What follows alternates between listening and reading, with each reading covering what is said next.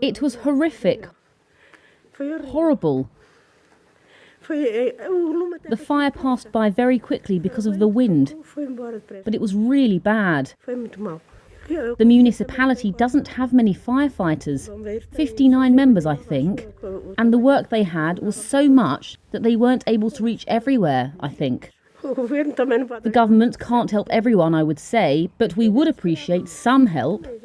We don't have many sheep. I only have 10 or 11, but we have to feed them.